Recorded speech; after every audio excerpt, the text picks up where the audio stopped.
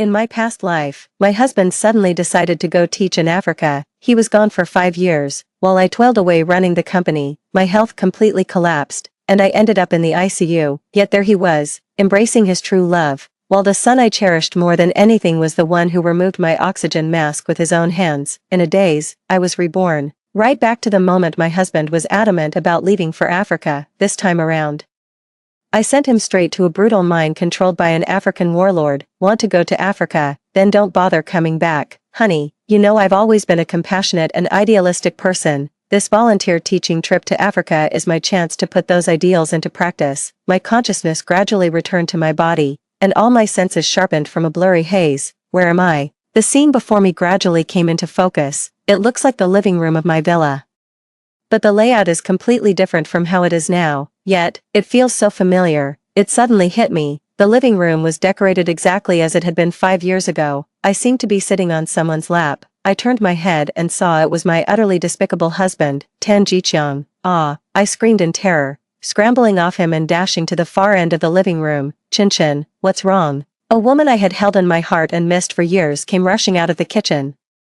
The moment I saw her, my eyes welled up with tears, and even my fear of Tan Jiqiang seemed to fade into the background. Mom, I called out with a sob in my voice, then ran towards her and hugged her tightly. Mom, not understanding what was happening, could only hold the spatula in one hand while gently patting my back with the other. Oh, don't cry, what's wrong, sweetheart, did something upset you? Tell Mom all about it. At that moment, Tan Jiqiang also walked over to me and asked softly, Yuchen, what's the matter? Hearing that bone-chilling sound, I immediately spun around and shielded my mother behind me. What do you want? Stay back. A flicker of something strange passed over Tan Jiqiang's face, but it was gone in an instant, replaced once more by a gaze full of affection. Darling, are you upset about what I said earlier? It's okay. Some places in Africa have phone service now. We can call each other regularly. It was then that I slowly came to my senses. This scene, it seemed just like when Tan Jiqiang said he was going to teach in Africa 5 years ago. Could it be? I've been reborn. Is fate itself taking pity on me, offering me a chance to change my destiny? I quickly calmed down. In this life, I can see clearly now who truly loves me and who means me harm. It's nothing. I just suddenly don't feel well and need to rest. Honey, you go ahead and take Xianxian to his extracurricular class. I managed to smile towards Tan Jiqiang and explained to him. Seeing me like this, he didn't press the matter further. He could only go sit beside Tan Xingxuan first, keeping him company in a distracted manner. That way, he wouldn't damage his image as a devoted husband and father. Looking at my mother before me, I couldn't hold back the tears any longer. Mom, I'm so happy to see you again. Mom was a bit puzzled, but she smiled indulgently. Silly girl, we see each other every day. You're acting like it's been years. You really do seem a bit off today. Go and rest for a while. Come eat when the food is ready. I made all your favorites. Okay, I sniffled, a genuine smile spreading across my face. I'll be waiting. Mom, it's really been 5 whole years since we last saw each other. It's so good to see you're still here. I went up to the 2nd floor but avoided the bedroom. The lingering scent of Tan Jiqiang there made me sick. Instead, I went into my study, where there was a mirror. In my past life, due to overwork, various bodily functions had already begun to deteriorate to some extent. This led to a post-makeup removal appearance that looked several years older than my actual age. Now, even though I'm in my 30s and have had a child, a life of comfort and consistent habits of exercise, wellness, and skincare make me look just as good as I did back in my university days. It's been so long since I've seen myself like this. I'm almost mesmerized by the beautiful woman in the mirror. After indulging in a little self-admiration, I sank into the study's armchair to sort through my current situation. Today's scene is a replay of when Tan Jiqiang suddenly announced, 5 years ago, that he wanted to go teach in Africa. I was, of course, vehemently opposed back then. Why would he want to run off to such a faraway place when we had a perfectly good life here? But he was adamant. He started by trying to persuade me. Then his stance grew increasingly forceful, and in the end, he even threatened divorce. My parents were furious at the time and even advised me to just get a divorce, but I didn't want our perfectly good family to fall apart like that, so in the end, I had no choice but to agree. But not long after Tan Jiqiang left for Africa, my parents passed away in a car accident. Having lived a sheltered and comfortable life at home, I had no choice but to grit my teeth and keep my parents' company afloat. Later, As the overall economy took a downturn, running the business became increasingly difficult. To ensure my parents' life's work wasn't in vain, I sustained myself on just 4 or 5 hours of sleep a day for a long time. I spent at least 15 hours a day on work, all while making sure to carve out quality time for my son, Tan Xingxuan. Only then could our son grow up in a healthy and relaxed environment, excelling all the way to gain admission to a prestigious university. During this time, I always hoped Tan Jiqiang would end his volunteer teaching and help me take care of our home, but he always refused for various reasons, and later even outright accused me of sabotaging his dreams. He only ever contacted me when he needed money. He said he would return home after using the money to aid the local refugees, but after receiving the funds, he soon fell silent again. Gradually, I lost all hope in him and instead poured all my energy into my career and raising my son. Just as the company was beginning to thrive and my son had been accepted into a prestigious university, the nightmare had arrived. When my son turned 18, which was the 5th year after Tan Jiqiang left, I suddenly fell seriously ill and was admitted to the hospital's ICU. I was still quite happy when my son came to visit me, but soon, my smile froze on my face. Behind him stood 2 other people, one of whom was my husband, whom I hadn't seen in 16 years, and in his arms he held another woman I didn't know, the 2 of them looking utterly intimate. My son was also chatting and laughing with them, as if they were the real family. By then, I was too weak to speak, and could only let my furious, bewildered eyes dart between them. Tan Jiqiang looked at me, but there was none of the old affection in his eyes. Instead, he gazed at me as if I were his mortal enemy. Surprised, "This is your punishment for tearing me and Lin Chuchu apart." He then told me that he had never gone to Africa all these years. Instead, he had been living happily with his one true love, Lin Chuchu. The son I had always treasured, Tan Xingxuan, was actually his child, with the woman standing beside him. The child I gave birth to was a daughter. He swapped her with Tan Xingxuan and then abandoned her right at the doorstep of an orphanage near the hospital. No wonder he insisted I have a C-section on that specific day, claiming it was an auspicious date to bring the child good fortune. It was all a setup for him to switch the babies. Just a couple of years ago, after I completely cut off his financial support, he went straight to Tan Xingxuan and told him the whole truth, with the paternity test as proof. He quickly acknowledged Lin Chuchu as his biological mother. He then began making preparations for their family's future happiness. A year ago, Tan Jiqiang obtained a drug from abroad. Long-term use could cause severe cerebral hemorrhage. At that time, Tan Xingxuan was in his final year of high school, and he would personally bring me a glass of milk every day. I was genuinely moved at the time, but I never imagined it was actually a deadly poison. Tan Jiqiang finished saying all that as if to vent his feelings, and then had Tan Xingxuan personally remove my oxygen mask. "You've raised Xingxuan so well all these years. To thank you, I'll let Xingxuan personally send you on your way." Tan Xingxuan then proceeded to remove my oxygen mask without any hesitation. "Auntie, you think you're doing me a favor, but the truth is, I've always resented you. Our family has so much money, yet you won't let me live as a carefree playboy. What's the point of you earning all this money anyway?" Lin Chuchu laughed. "Ha, she earns all this money so our whole family can live a happy and comfortable life in the future." Tan Jiqiang and I started dating in college, though to be honest, I wasn't all that impressed with him back then. He came from a poor family and his grades were average, but he was exceptionally handsome. That was his one redeeming quality. As for me, I was considered the school beauty back then. I had top grades, multiple talents, and won so many arts awards I lost count. After we met by chance, he started pursuing me relentlessly. Of course, I turned him down. After all, among all the guys chasing me, plenty were good-looking, and he didn't stand out at all. I turned him down many times, but nothing could dampen his enthusiasm. He pursued me for a full 3 years. It wasn't until a classmate told me that I learned all the money he spent on breakfasts, flowers, and gifts for me was what he'd saved up from working part-time jobs. He didn't spend a single penny on himself. It all went towards his pursuit of me. Even though I never accepted any of it, he kept on giving and persisted with all sorts of confessions. Finally, won over by his sincerity, I agreed to date him. Throughout our relationship, he was the perfect boyfriend. He never went against my wishes, and was so attentive that he'd hand me a tissue at the slightest sniffle.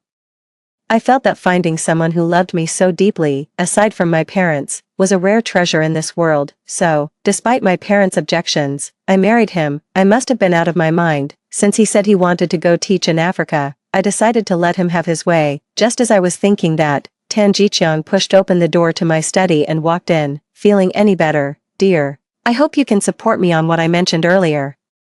He was still gazing at me with that sickeningly affectionate look, making my stomach turn, fighting back the nausea. I shook my head and voiced my objection, just as I had in my past life. I don't agree, we've only been married a few years, and Xingxuan is so young. Do you really expect me to live as a grass widow? Tan Jiqiang tried to persuade me a few more times, each with a different approach, seeing that I remained firmly opposed. He began to grow impatient. Yu Chen, ever since we met, I've been the one wholeheartedly going along with you. Is it really so hard for you to support my dream just this once? I shot him a sidelong glance. Back then, you went to great lengths begging me to be with you, and I agreed. Now you're insisting on leaving me, and I'm not even allowed to say no. Tan Jiqiang was momentarily at a loss for words, then snapped in a fit of pique. Zhai Yuchen, I was drawn to you because of your grace and understanding.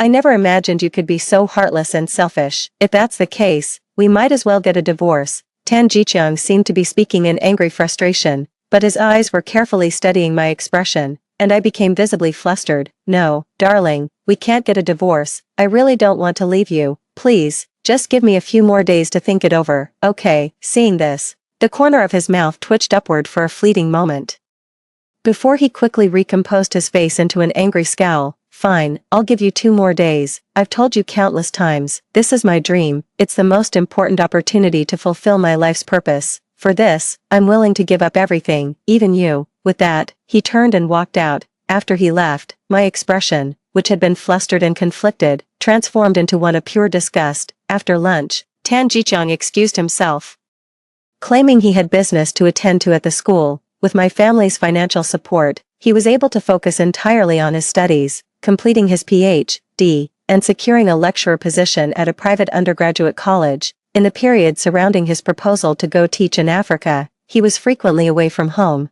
It said that I was formulating a plan for poverty alleviation in Africa with some like-minded individuals. Meanwhile, I discreetly instructed the butler, Mr. Wu, to arrange for a thorough inspection of the house. The goal was to check for any hidden cameras or audio recording devices. If anything was found, they were not to touch it but to report directly to me, and under no circumstances were they to let anyone else in the household know. I took a few strands of hair from Tan Xingxuan and myself, then, after a moment's thought, I also found a few of Tan Jiqiang's hairs from the bed. I instructed Uncle Wu to send them for an urgent paternity test, with strict confidentiality to be maintained. Then I asked Mom to call Dad back immediately. The moment I saw Dad, I couldn't hold back my tears any longer. 5 years of longing and 5 years of grievances can't be soothed overnight. They could tell something was seriously wrong with me, and they started by comforting me. Then they took me to their bedroom to ask what had really happened. This bedroom had already been checked.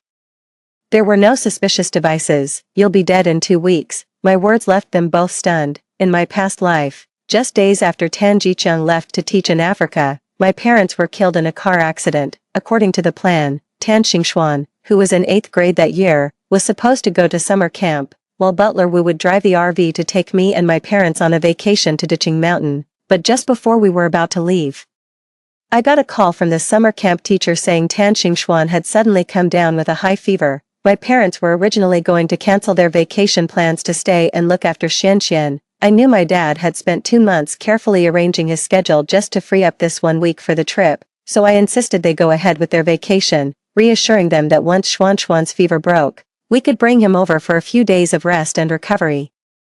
That was the decision I regretted most in my past life. Tan Xingxuan's sudden high fever was just caused by a common cold virus and subsided quickly at the hospital. Just as I was feeling relieved and letting out a sigh of relief, I received a notification from the police that my mother, father, and our butler, Uncle Wu, had been killed in a car accident. In that instant, my world collapsed. My first instinct was to call Tan Jiqiang, but his phone just kept ringing and ringing.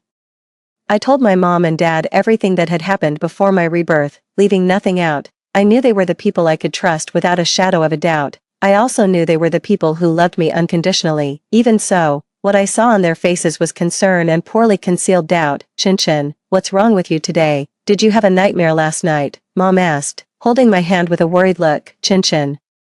Your mother and I are also firmly against Tan Jiqiang going to Africa to teach, but you shouldn't dwell on it too much. Dad didn't believe what I was saying either. They all thought I was either upset or unwell, which was causing these wild thoughts. I completely understand their skepticism. After all, if reincarnation hadn't literally happened to me, I wouldn't believe it either. Just then, there was a soft knock at the door. It was Uncle Wu. Uncle Wu glanced at me first, and I gave him a nod.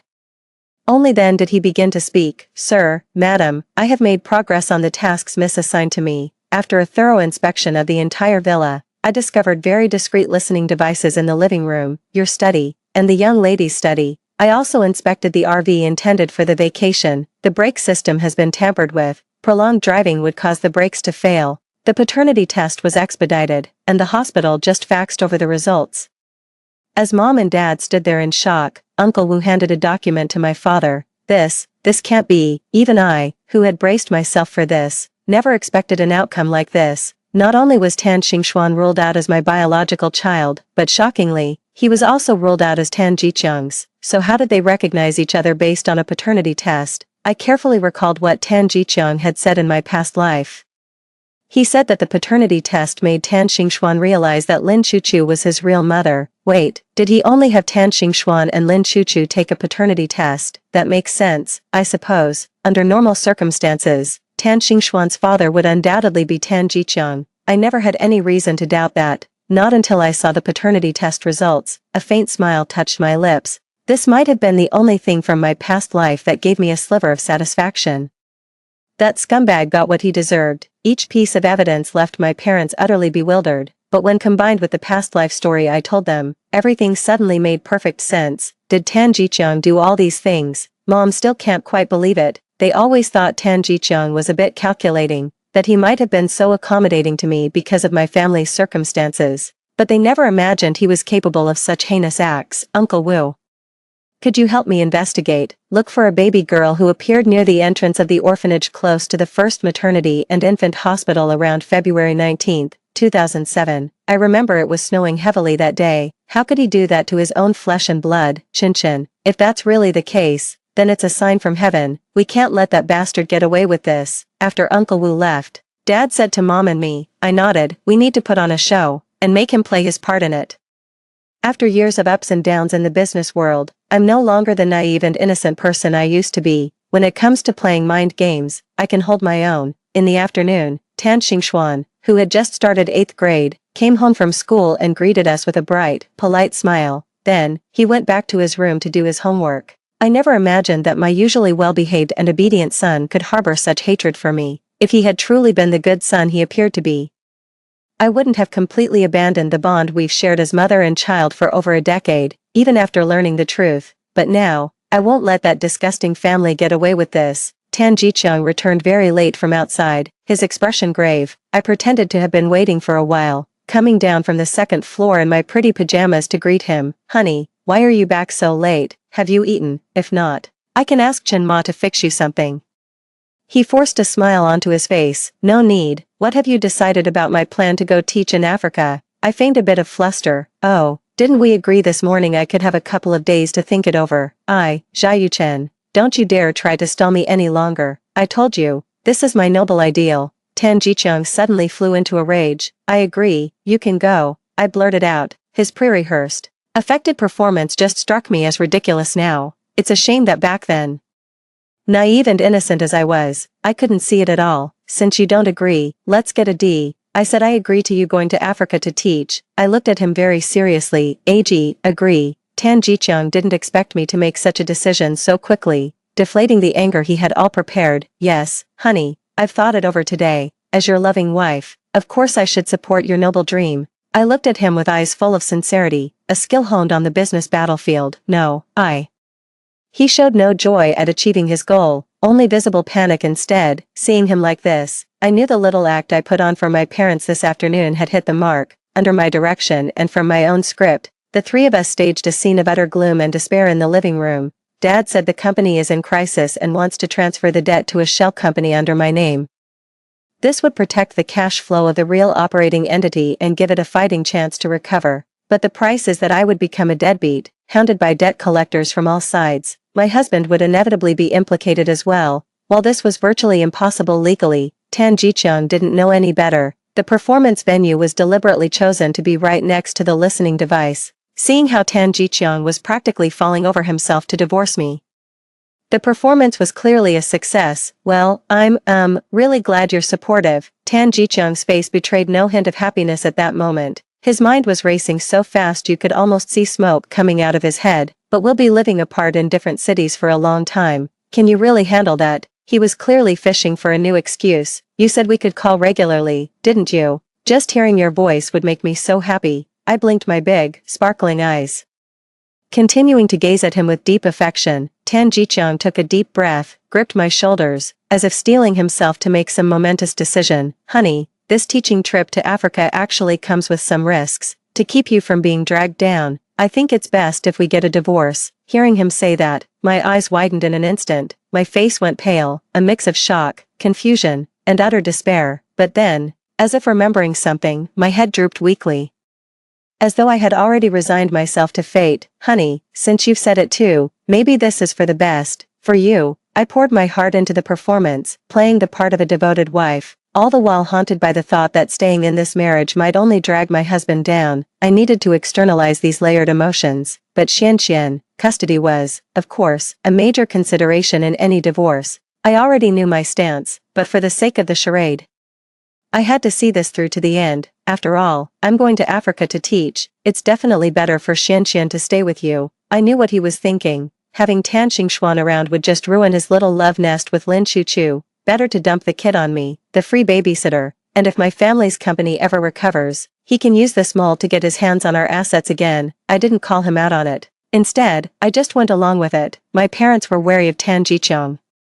So I don't have many assets in my own name. The villa and luxury cars are all under my parents' names. The only family assets we had were some leftover savings from our salaries, which we split 50-50. When Tan Jiqiang realized how little he would get from the divorce, he clearly started to hesitate. If we don't divorce, I'm afraid I'll be saddled with his debts. If I ask for too much, I'm afraid it'll give away my real intentions. Darling, I know you need money for your charitable work in Africa, so I begged my father to allocate 5 million for you. As it happens, he has a client in Africa who owes him 5 million in unpaid goods. He's agreed to transfer the debt to you, so you can just collect it directly when you get there. Tan Jiqiang's eyes lit up at the mention of 5 million, and he immediately agreed to the divorce. He knows my character all too well. I'm simply incapable of lying.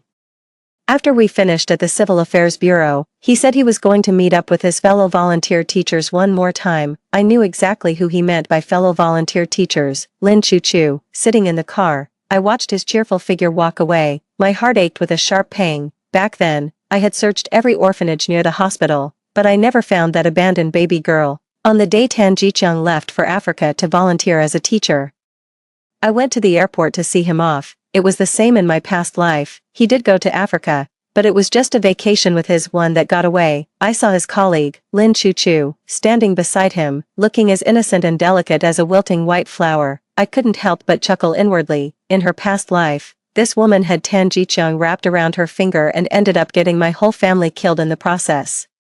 I wonder if she'll still be able to navigate the treacherous black market mines in Africa with such ease in this lifetime. Before his departure, Tan Jiqiang kept asking me how to claim that 5 million. My main reason for seeing him off was to remind him not to forget about the 5 million. Seems my worry was for nothing. A few days later, the call from Africa came through. They confirmed they'd received the couple's special delivery and had already put them to work in the mines.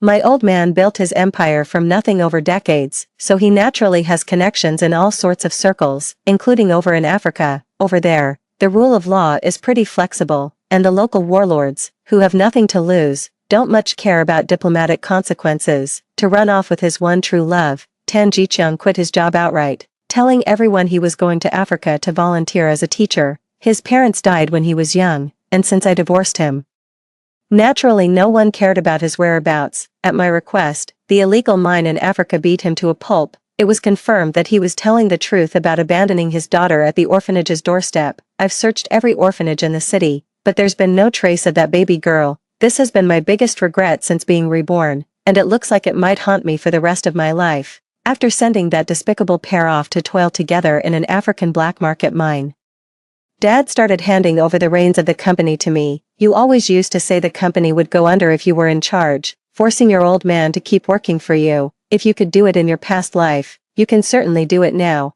I'm retiring and taking your mother out to see the world. With no other choice, I had to agree. Besides, running the company wasn't really a problem for me. Thanks to the experience from my past life, I could handle it with ease. On top of that, I had the advantage of knowing what would happen for the next 5 years. Countless opportunities lay within, each holding the potential for immense wealth. 5 years later, I was sitting across from Fan Yan at the city's highest Cloud 9 restaurant. Although I was now in my early 40s, my condition was completely different from my previous life. Consistent skincare and exercise had kept my complexion fair, with barely a crow's foot at the corner of my eyes, even in casual wear. I could still turn heads on the street. Fan Yan was about my age, yet he showed no signs of weariness. Instead, he carried a unique, time-honed composure, with his sharp, sword-like eyebrows, bright eyes, and a prominent nose. His every gesture exuded the charm of a mature man. In our past life, Fan Yan and I were already well acquainted. When the company faced a major crisis, it was he who suddenly appeared, helping me pull through with a crucial capital injection and several vital projects. I once asked him why he helped me. He replied that he admired my diligence and perseverance. Back then, however, he knew my husband was teaching in Africa as a volunteer, so he never expressed any interest in me that went beyond friendship. In this life, leveraging a 5-year information advantage, I've grown the company into a super conglomerate spanning multiple industries. It has even secured a place on the global rich list, and Fan Yan sought me out early on to propose a partnership. I gladly agreed, for this was someone who had done me a great favor in a past life. While working with me, his company achieved far greater success than it had in that previous life, but in this life, Fan Yan was much more direct with me than he had been before. He expressed his affection for me without any reservation. I truly admire him. He's mature, handsome, supportive in my career, and was even my benefactor in a past life. But the psychological scars Tan Jiqiang left me with have made me reluctant to pursue any romantic relationship with a man. Fan Yan isn't in a rush, though. He just quietly stays by my side, building our careers together. Yet as time goes on, the walls around my heart have gradually begun to soften. Especially as the time of my previous life's death approaches, my informational advantage has all but vanished. This planted the seed of a semi-retirement plan in my mind. Today is the day I've decided to accept Fan Yan. In a confession that was not grand but full of thoughtful effort, I said yes to him. Mr. Zhai, can I call you Yuchen from now on? Fan Yan teased me with a mischievous grin. I smiled and nodded. Permission granted. Yuchen, do you know how long we've known each other? A little over 4 years. In this life, he sought me out on his own initiative, a good half a year after Tan Jiqiang had flown to Africa. No, Fan Yan shook his head gently. We've actually known each other for a long time. A jolt of surprise shot through me. It was true that he and I had known each other for a long time, but that was in a past life. Could it be that he was reborn as well? So he sought me out earlier in this life than the last. Fan Yan noticed the shock in my eyes.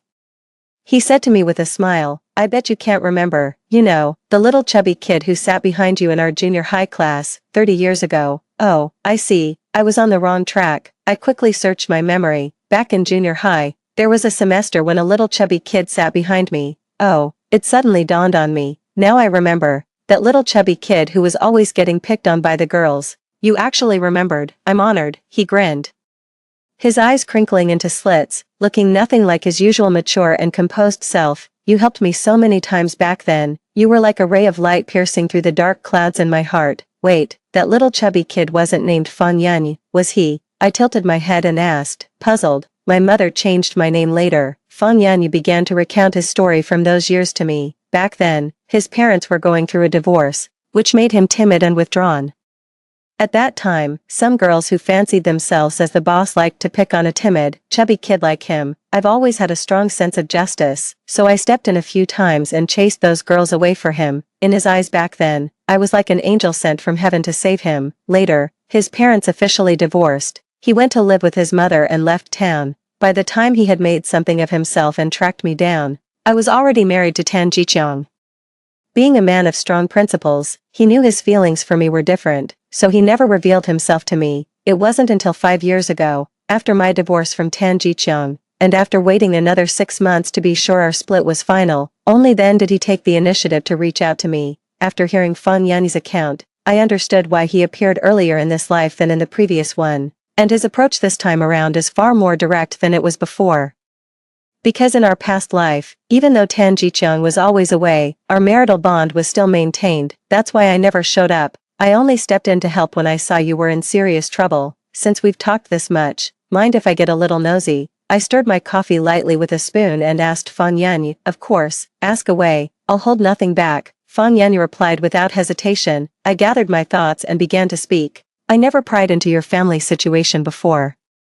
But since our relationship has changed, would you mind telling me about your previous marriage?" I knew Fan Yan had a very accomplished daughter, but to avoid making him uncomfortable, I had never asked about it. To my surprise, Fan Yan shook his head. "I don't have a previous marriage." My brow furrowed slightly. "So your daughter is..." At the mention of his daughter, Fan Yan's expression became somewhat awkward, but he answered me nonetheless. "For the past few years, I've been keeping a quiet eye on you. I even knew the day you gave birth, so I just waited outside the hospital, not even sure what I was waiting for. It wasn't until late that night, when my men inside the hospital found out you and the baby were both safe, that I finally left. But my mind was in such turmoil that day. I sent the driver home with the car and began walking back alone through the heavy snow. As I passed by an orphanage, I found a newborn baby girl left on the ground.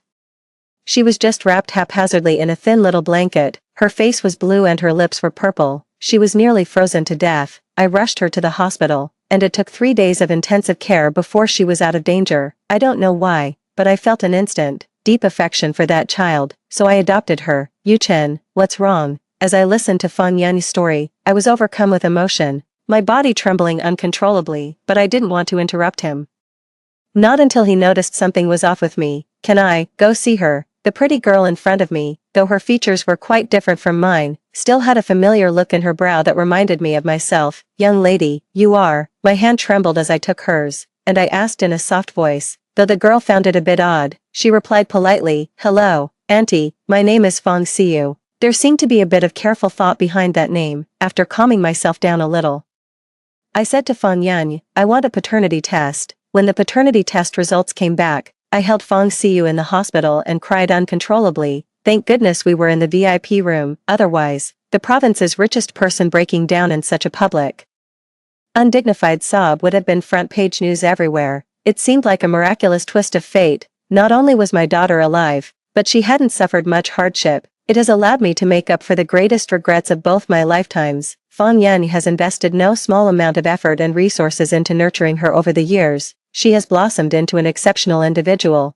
gaining admission to world-class universities and winning numerous international awards, surpassing even my own achievements back in the day. She's far superior to that good-for-nothing Tan Xingxuan. I sent that fake son of mine abroad while his fake father and biological mother were still toiling away in an African mine. I gave him a generous monthly allowance with no strings attached, letting him do whatever he pleased. He went completely off the rails, ended up achieving nothing, and couldn't even get into the most mediocre university. I brought Fan Yan and Fang Xiu home to meet my parents, but he saw 3 people being stopped at the gate of the villa. "Do you have a death wish? This is my grandparents' house, and you dare to keep me out?" A young man arrogantly berated the servants who were blocking their way. Standing beside him was a middle-aged man and woman. They were dressed plainly and looked quite old. The man had graying hair and a gaunt frame. The woman's hair was dry and straw-like, her figure gone to seed.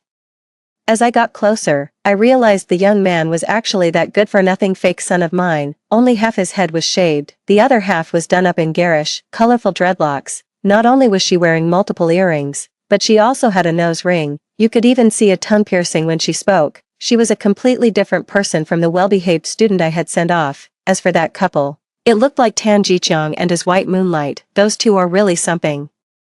Managing to slip out like that. "Get that bitch Xia Yuchen out here. If she doesn't come out, I'm calling the police right now. Let them shoot her dead." I waved my hand, signaling the accompanying security personnel to pull the 3 of them apart. Tan Xingxuan saw me and immediately started shouting, "Mom, give me money, quick. You haven't sent me any for over a month." The outstretched arm bore clearly visible needle marks. When Tan Jiqiang and Lin Chuchu saw me, their eyes were filled with nothing but envy and resentment. Tan Jiqiang, his face covered in scars, began shouting at me, "Xia Yuchen, you'd better transfer all your companies and assets to me immediately, or I'll report you for human trafficking." "Mom, you can transfer it all to me. I'll handle Dad and my stepmother." Tan Jiqiang chimed in, "Xian and I can split it 50-50 too. I'll kill you." Lin Chuchu's face was sallow, the fury in her eyes practically shooting daggers at me.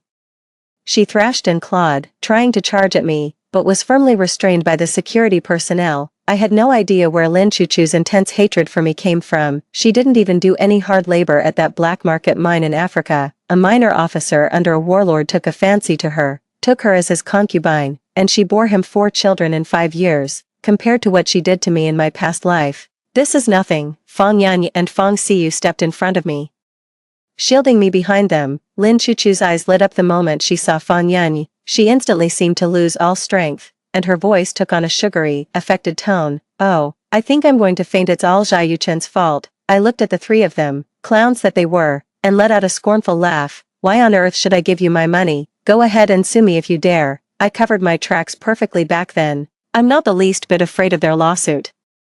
Struggling in the security guard's grip, Tan Xingxuan shouted at me, "Mom, stop being so stubborn. Now that Dad's back, you two should just get back together. I've been so embarrassed to be associated with you these past few years." Embarrassed? That idiot's logic actually made me laugh in disbelief. "Funny you should say that. Having a son like you is my greatest shame. Now that you're an adult, let's just cut all ties." Cut ties. Tan Xingxuan's voice shot up an octave. "Then who's going to take care of you when you're old? Who are you going to leave all that money to? Anyone else who's nice to you is just after your wealth. I'm the only one who shares your blood." "Ha, blood ties." I laughed again. "You and I share no such bond." Tan Xingxuan's voice caught in his throat, and he looked frantically at Tan Jiqiang and Lin Chuchu. "Looks like the useless imposter's son and his real mother have already had their little reunion. What nonsense are you spouting?"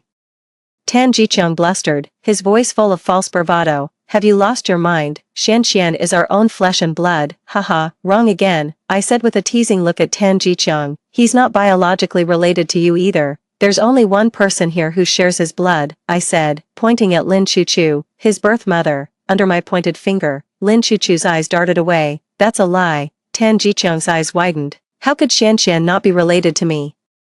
I told a staff member to bring out a stack of cash and throw it down in front of the 3 of them. "If you don't believe me, go get a paternity test. If one lab isn't good enough, try another. That money is enough for you to try several times." With that, I had the security personnel throw them and the money out. When Mom and Dad saw Fang Xiu, their eyes welled up with tears. Mom held her in a tight embrace, unwilling to let go for the longest time. "My dear granddaughter.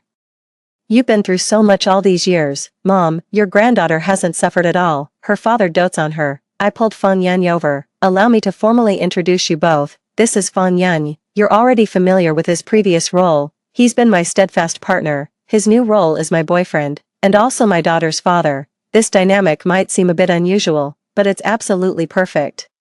My parents are so pleased with Fang Yan that they insisted he stay with us for a few days. During these days, I truly felt the joy of family. The Public Security Bureau is issuing a public safety alert. A man has fled the scene after fatally stabbing a middle-aged woman and a young man at a local paternity testing center. The suspect is described as, "Citizens are urged to remain vigilant. If you see him, call the police immediately." Every local TV station was broadcasting this alert. I was just walking out of the office, heading towards my waiting car with its door already open. Just then, a grimy figure lunged from the side and grabbed me. A foul stench assaulted my nostrils. It was Tan Jiqiang. He held a sharp knife to my throat. His voice was a low, rasping growl. "It's all coming back to me now. I remember everything. We achieved our goal perfectly. Why are we starting over? That's cheating." In that instant, I understood. He was talking about our past life. Had the 2 world lines merged? "Kill you. If I just kill you, everything will surely start over. And this time, I will be the one to win." Tan Jiqiang, in a frenzied state, slashed the knife towards my neck. I jerked my head to the side with all my might. Bang. Tan Jiqiang's body went rigid, a bloody hole appearing in his forehead. Warm blood splattered onto my face. Could someone so cold and heartless even have warm blood? His body went limp and he collapsed to the ground. Fang Yan and Fang Xiu rushed toward me anxiously. Police officers from all around were converging on the spot. I looked down at Tan Jiqiang lying on the ground, his eyes wide open and lifeless. He knew far more than I had imagined. Thankfully, using myself as bait this time has completely eliminated the threat.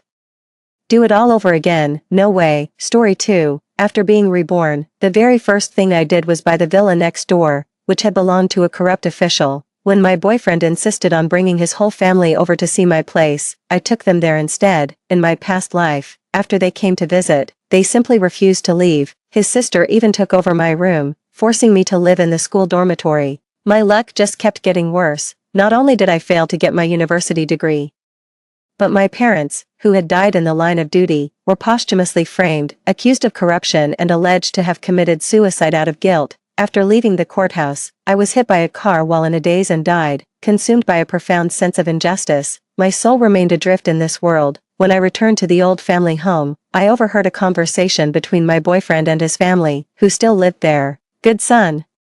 You were so clever to find someone so perfectly suited for our family. Dong's parents are high-ranking officials. Ever since their fortune shifted to our family, you passed the civil service exam. You're sure to have a meteoric rise from now on. Her mother's family is in business. They're loaded. And your father's business is booming now. So our family has become quite wealthy too." Dongji was a looker. "And just look at Ari now. She's so beautiful she could be a movie star. Serves them right for only having that useless girl. They were destined to have their family line die out anyway. You really must have a son, bringing honor to the family name. It all comes down to today. So it was you all along. My poor judgment is my own undoing, and I deserve to die. But my parents' lifelong integrity, your whole family's worthless lives could never repay that debt." Hello everyone, and welcome to Whispering Glow. Gigi. Is this your home? What a huge house.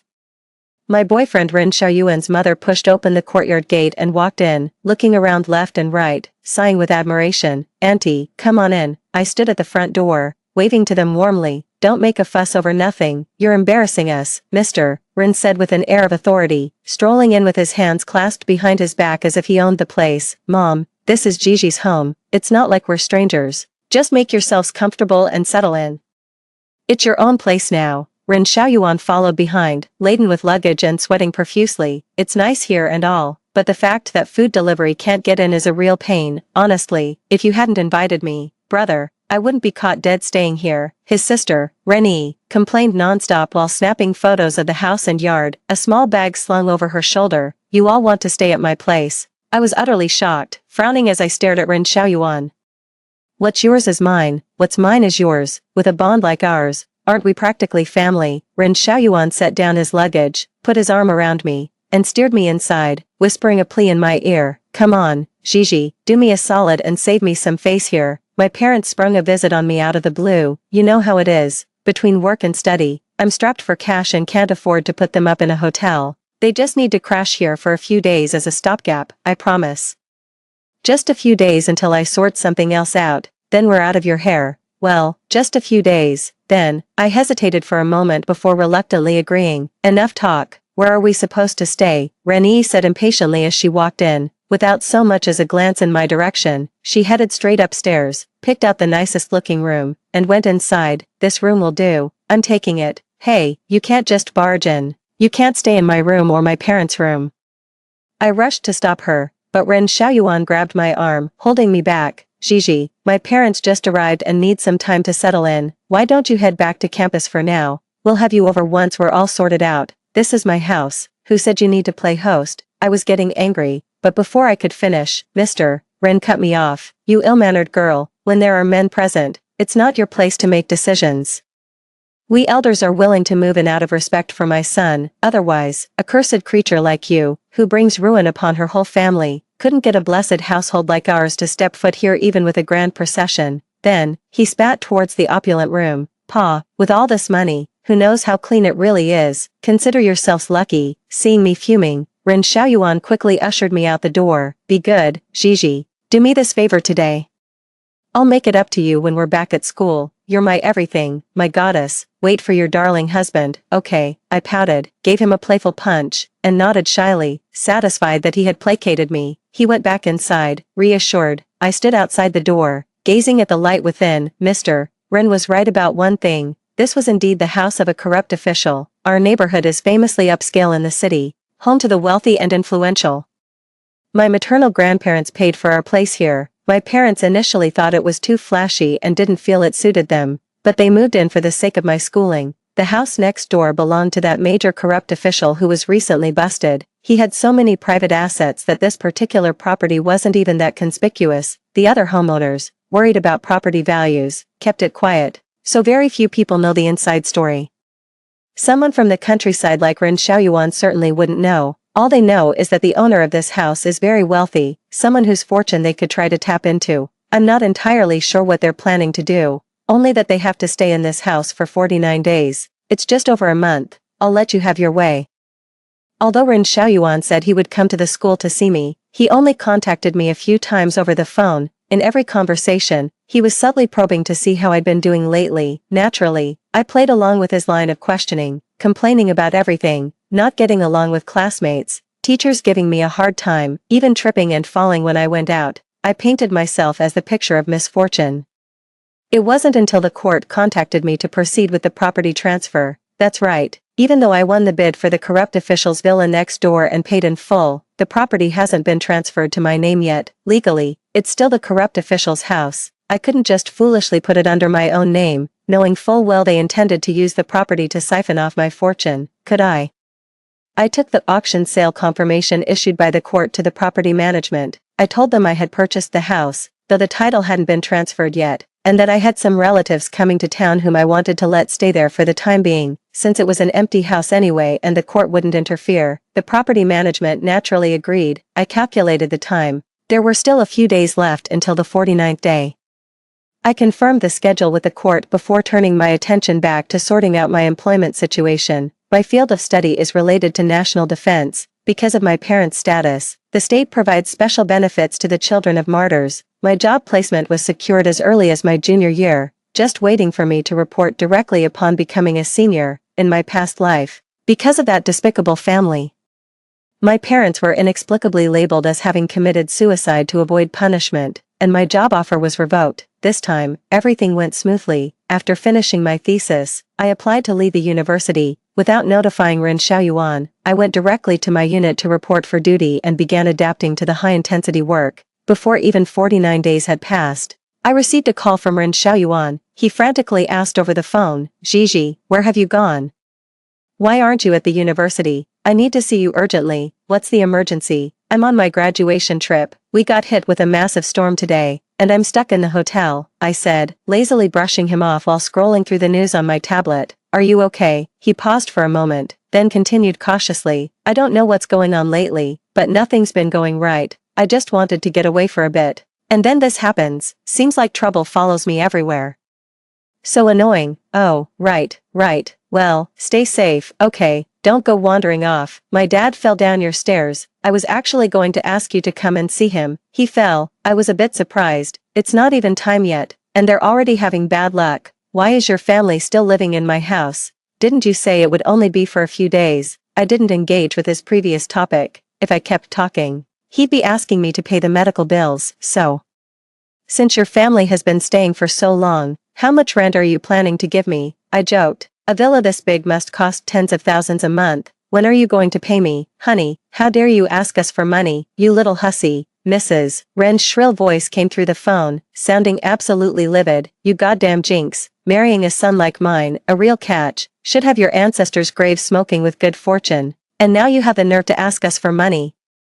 Just for letting you stay in your own house." "Mom, keep your voice down," Ren Xiaoyuan whispered from the other end. "What's there to be afraid of? It's only 2 more days anyway." The voice on the other end suddenly dropped. After a long pause, Ren Xiaoyuan's voice came back on. "Gigi, please don't take it to heart. Mom only speaks to you so bluntly because she sees you as family. It's just that my dad hurt his back in a fall and is completely immobile now.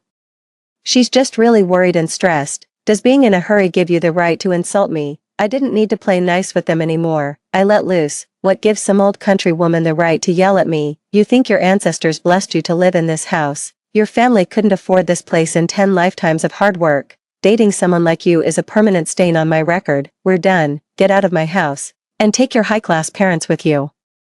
I hung up before he could get a word in, then blocked and deleted him in one swift move. The feeling of cursing someone out and then just walking away, priceless. There's no way his family would just leave that easily. I only lost my temper to scare him off, so he wouldn't keep hounding me for his father's medical bills. Who knows how bad this streak of bad luck really is? I wonder if his father's back will ever recover.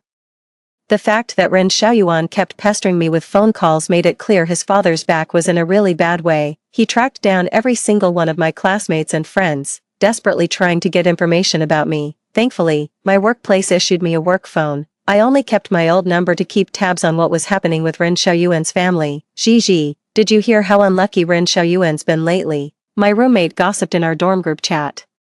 "A few wild boars got onto campus, and he just stood there, lost in thought. didn't even try to get out of the way. One charged him, knocked him flat, and took a chunk out of his face. He's scarred for life now. Wasn't he always going on about taking the civil service exam? Well, that dream is officially shattered. No chance now. A few people in the group chat were laughing like hyenas. Ha ha ha ha. Oh man, I know it's terrible, but I just can't help it. You should have seen him get launched. I laughed so hard I think I lost all my good karma. His mother came to the school later to make a scene, shouting, "My son is destined for wealth and high office. You couldn't even pay for the damages if you sold this whole school." Now everyone calls him the new principal. Whenever people see him, they beg him not to sell the school, at least not until we get our diplomas. His family still hasn't given up on finding you. You'd better be careful and make sure you don't get dragged into their mess. Don't worry, I said, my voice hoarse from laughing. I took a sip of water and joked with them. Our unit is classified. The school wouldn't dare disclose anything. And besides, what would a high and mighty official like him want with a humble, underfunded place like ours? You should be careful too. They know we're friends, so watch out in case they come after you. That family is like a pack of rabid dogs. Tell me about it. They even came to us before, saying they'd burn your house down if you didn't show up. My friend scoffed, using criminal threats to intimidate someone. Now I've seen it all. They'd actually burn a house down. Does that mean the house is just a conduit? Once they've siphoned the luck through it, it doesn't matter to them what happens to the conduit. If the homeowner needs to turn their luck around, don't they need the house itself? If they burn it down, can their fortune still be reversed? Interesting. I had my lawyer handle the transfer long ago. This is my house now. Is it illegal to set a fire in my own home if it doesn't affect anyone else? My phone is always getting calls from unknown numbers. They can't get through when it's off. But when I'm chatting with friends at night, it gives them an opening. Dong Ji, get your ass back here. Ren Xiaoyuan had long since lost his former gentleness and composure. What the hell did you do? Why is my family so cursed? Hearing his frantic shouts, I calmly asked. That's a weird take. Why on earth would you think I had anything to do with your family's bad luck? Do you think someone's controlling your family's misfortune? Was your father pushed, and someone else controlled the board to attack you? Did someone force your mother to cause that scene at school and humiliate you? Ren Xiaoyuan, are you out of your mind? He fell silent for a moment, then immediately puffed up with self-righteous indignation. It's you. Ever since my family moved into your house, we've had nothing but bad luck. You've transferred all your family's bad luck onto us. I'm going to report you to your workplace. I'll tell them you're a witch. Sometimes, when you're utterly speechless, you just have to laugh. I couldn't help it. Ren Xiaoyuan, listen to yourself. All those years of education were a complete waste. After all these years of the state investing in your education, it still hasn't cured you of your superstitious thinking. Don't you know that becoming a supernatural being is forbidden after the founding of the nation? A sorceress. Don't bother reporting me. Just call the police directly and have them burn me at the stake. You absolute moron. I never should have answered his call out of curiosity. The very next day, the property management contacted me. They said the people living in my house were checking with them to confirm if I was the actual owner. The trouble is, the transfer of ownership was already complete. As far as the housing authority is concerned, it's legally my property now. How are they still living there? Could you please help me get them evicted? They've overstayed their welcome long enough. In my past life, I died without settling my estate, so they seized my house and I couldn't do a thing about it. But now, they've stolen my good fortune, burned all bridges with me. There's no reason left to let them squat in my home. It wasn't long before Ren Xiaoyuan's call came through. I didn't reject it. Instead, I listened with great satisfaction as his entire family screamed and hurled abuse from the other end of the line. Dong Ji, you bitch, how dare you try to kick us out? You're just a whore my brother got tired of sleeping with. How dare you rebel? Don't you dare touch me. If you lay a finger on me, my brother will end you. If she hadn't kept yelling brother, I would never have recognized that raspy, crow-like voice as Renee's. Who knows what kind of fate she's carrying? She doesn't sound like much of a beauty. What a shame for her dreams of stardom. This is my daughter-in-law's house. Why shouldn't I live here? Bring that little tramp over here to say it to my face. I'll tear her apart. So now I'm her daughter-in-law. Am I? Weren't you the one calling me a jinx when you were trying to get rid of me? Son, do something. The servants are revolting. We're property management, caretakers. Not servants, said the property manager, his voice weary and resigned. You are not the property owners. We have received a direct request from the owner. You must leave immediately, or we will call the police. Are you happy now? Ren Xiaoyuan's voice was thick with disappointment. Does getting your revenge make you feel good? Gigi, you've changed. You become materialistic, calculating, and so vicious it's hard to look at you. Ren Xiaoyuan, you've changed too, you're vain.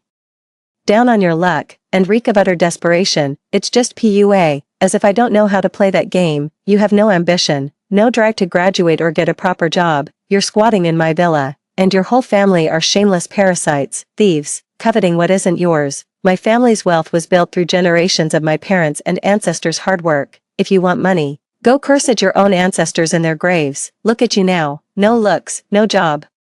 A ruined reputation, and every single person in your family is a failure. What right do you have to be disappointed in me? I'm the one who's disappointed I ever met you. Weren't you questioning yesterday whether this was really my house? Do you understand now? After hearing you talk, all the hardship I endured at work just melted away. Fine, you asked for this. He spat out viciously before slamming down the phone. So what if I'm pushing you? What are you even going to do about it? When I heard that Ren Xiaoyuan had accused my parents of corruption, I didn't know whether to laugh or cry. I will cooperate fully with the Commission for Discipline Inspection's investigation. After requesting leave from work, I returned home. At the entrance to the villa, I ran into Ren Xiaoyuan and a group of officials from the party's Discipline Inspection Commission and the State Supervisory Commission, Dong Ji. Ren Xiaoyuan has filed a formal report alleging your household possesses substantial funds of unclear origin. We require your cooperation with our investigation. Of course, I retrieved the key from the property management and cooperatively unlocked the door. As soon as we entered the villa, Ren Xiaoyuan went straight to the second-floor study. He pulled open a hidden staircase inside a very discreet cabinet and said to the inspection commission staff, "It's up there. There's a hidden room above, and it's full of money." The staff member gave me a stern look, then crouched down and climbed into the cabinet, heading upwards. He's telling the truth. It's all cash in there, a huge amount. Hearing the noise from inside, the staff outside quickly gathered around. A woman grabbed my arm, holding me in place. "Care to explain, Dong Ji? Do you know anything about this money? Did your parents ever mention it to you?" Seeing their stern expressions, I gave an innocent smile. "I bought this house after my parents passed away. It was a foreclosure auction. I've never lived here a single day, so I have no idea what's going on." Watching Ren Xiaoyuan's shocked expression, my smile grew even more relaxed. Right after I won the bid, their family just moved in and took over. I didn't even know there was a hidden room here. Seems your family knows this place inside and out. Huh, been searching everywhere. We need to verify your statement. Hearing this, the female staff member relaxed a little, released her grip on me, and I nodded, producing the auction and transfer documents I had brought with me. Upon seeing a shocking name, the two staff members exchanged a glance and said to me in a gentle tone, "All right, we'll need to take these documents back with us. You should be all clear on your end. The property will need to be sealed for a period of time while we check for any other oversights." I replied to them in a relaxed manner. "Okay, I'll head back to work then. Please let me know if anything else comes up. I'm ready to assist at any time." Seeing me come downstairs without a care, Ren Xiaoyuan immediately followed. "What do you mean? This isn't your house?" He snapped at me, his voice full of malice. "Of course it's my house. Don't I have the deed?" I replied, my face a picture of confusion. "This isn't your family's old home. Didn't you say you'd lived here for decades?" Seeing me play dumb, his voice instantly rose. "You said you were taking me back to the old house. But this is a brand new place you just bought. How can you be so disrespectful?" "What's so disrespectful about that?" I began to mock him. "Your family respects people. We agreed you'd just come to take a look. But your whole family barged in like parasites and never left. What? You think one glance makes it yours? Then why don't you go take a look at the Forbidden City?" So, he finally snapped, shouting in utter frustration, "This really isn't your place. You lied to me. I told you, this is my home. I have the deed." I continued, feigning innocence. "What's wrong with you? Your whole purpose was to come here and freeload. Why do you care if my place is new or old? What? Are you worried about formaldehyde in a new house? So it was you. You're the reason for all the misfortune that's befallen my family," he roared, charging at me until he was so close I could smell his foul breath. "Hey, what do you think you're doing?" Seeing him lunge, the security guard at the door immediately rushed in and grabbed him. "You bitch, you're the one who paralyzed my father, scarred my face, ruined my career, and disfigured my sister. I'll make you pay with your life." Held back by the two security guards, he thrashed about like a wild animal. His scarred face contorted into an even more terrifying grimace. "Where is your house? Where is your old home? Just take me there, and I promise I'll marry you. We'll get married right away. Gigi, believe me, I want to marry you." He was acting like a lunatic, one moment shouting and screaming, the next putting on a sickeningly sentimental act. The people from the supervisory commission inside heard the commotion and rushed out, seeing the chaos outside. They hurriedly asked what was going on. With a look of panic on my face, I explained the entire incident to them. So, not only did his family bully you, an orphan, and try to seize your house, but they also blamed all their family troubles on you. After you broke up, he even slandered your parents as corrupt to get back at you, and now he wants to get physical with you. The whole situation was so outrageous it left everyone speechless. They're from the countryside, maybe a bit superstitious. I added quietly, pouring fuel on the fire, well, he can't take the civil service exam anymore anyway, so let him be superstitious. This isn't just ordinary superstition, it's bordering on a cult, the disciplinary inspection official said sternly, adjusting his glasses. When he filed the report, he even said that if the allegations were true, he should be allowed to take the civil service exam under the disability quota. His ideological awareness is a serious problem now. We will file a report. Even if he passes the exam, he will absolutely fail the political background check. Well, I watched the stunned Ren Xiaoyuan with a hint of schadenfreude, patting his shoulder sympathetically. My condolences. It's all your fault, all yours. He became frantic the moment he saw me, struggling desperately to lunge forward. If you had just taken me back to the old house like you were supposed to, none of this would have happened. Our whole family would have been fine. I would have soared to great heights. My father would have been rolling in money. You bitch. This is all your fault. I'll kill you. Everything will be better once you're dead. Seeing him in such a frenzied state, my colleagues from the Discipline Inspection Commission quickly shielded me. We'll take you back. Don't leave the office until this matter is resolved. All right, I replied compliantly and followed them, glancing back at Ren Xiaoyuan, who was still being restrained. I silently mouthed the words, serves you right. When he saw it, he started roaring again. You did that on purpose. What do you know? You did it deliberately. You're trying to ruin us. Arrest her. She's a murderer and a thief. Unfortunately, no one present would listen to his ravings, even though every word he said was the absolute truth. After returning to my unit, I lived a quiet life for a while.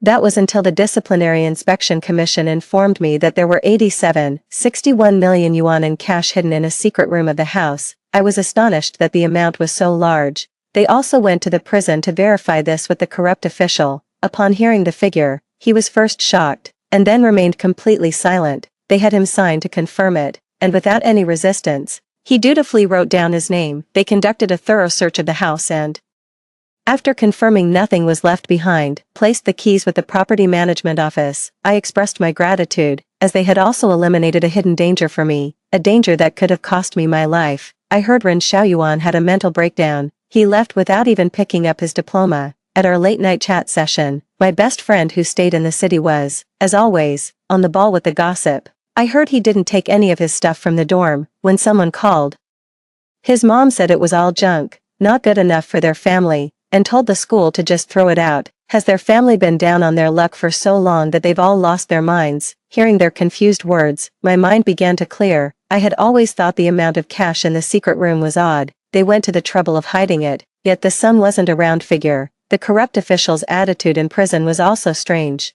Thinking about it now, the most likely explanation is that there was originally a neat 100 million. Their family gradually took away over 10 million. But then a string of misfortunes hit their household. Being so superstitious, they probably started to wonder if my family had cursed the money, which is why they didn't dare touch the rest. They might as well report it. Only by bringing my family to complete ruin can their own fortunes begin to rise. What a pity for them. By making such a scene, they've not only cleared me of any suspicion regarding the money, but also drawn the attention of those who've been watching it from the shadows right onto their own household. Surely they don't actually believe a sum of money this large is just lying around unclaimed. People can't hold on to wealth that exceeds their understanding. What's more, this fortune was ill-gotten in the first place. One wrong move, and it could become blood money. Before I even heard any news of the Ren family's misfortune, the property management hit me with the devastating news. My house was on fire. It must have been the newly purchased villa that caught fire. The living room, 2 bedrooms, and the study all went up in flames at the same time. The fire was too intense to contain, and the house was completely destroyed. It seems the Ren family, desperate to break the life exchange curse, felt they had no choice but to take this reckless gamble. It was a house I was going to abandon anyway, so I'm not heartbroken over the loss. But who do they think they are, setting it on fire? Do they really think the police are just for show? I didn't go back myself. I left everything in the hands of the property management. instructing them to cooperate fully with the police investigation. With surveillance cameras everywhere these days, not even a cockroach could slip through the net. Dongji, did you miss me? I've never found someone's voice so utterly nauseating before. Did you burn my house down? I opened another phone and started recording. What house? What are you talking about? His voice was smug, yet he gave nothing away. I'm only calling because I miss you. We've been together for so long. Even though there were some misunderstandings later on, they absolutely won't affect our feelings for each other.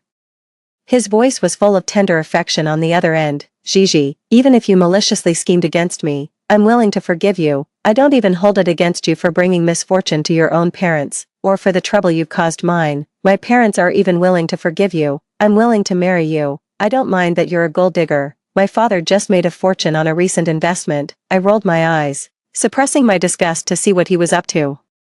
Just like before, as long as you take me back to your family's old house, we'll get married right away. I'm so angry I could laugh. You still haven't given up, Ren Xiaoyuan. I don't know what you're after, or what in my old house has held your interest for so long, but it's a shame, you destroyed it with your own hands. What do you mean, destroyed what? He finally lost his composure, slipping back into madness. Wasn't it you who started the fire? I said coldly.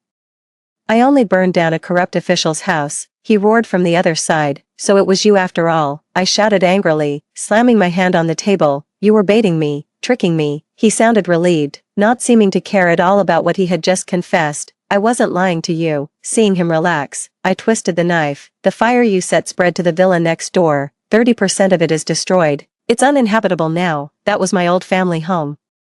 I listened to his impotent rage with a smile. The thing you wanted was right next door all along, and now, you've destroyed it yourself. Ah, Xiaoyuan, what's wrong? Someone, help, call an ambulance. The shrieks from Mrs. Ren on the other end of the line sounded like heavenly music to my ears. I listened, delighted, for a good long while before finally hanging up. My old house wasn't actually that badly damaged, but seeing how relentless they were, I decided it was best to tear it down quickly. Since I had to demolish the fire-damaged house next door anyway, I figured I might as well take both down together. Ren Xiaoyuan had just been overwhelmed with rage before. After a few days in the hospital, he was well enough to be discharged, but when he slipped back into the neighborhood and saw the two houses reduced to near-complete rubble, he couldn't hold it in. He spat out another mouthful of blood.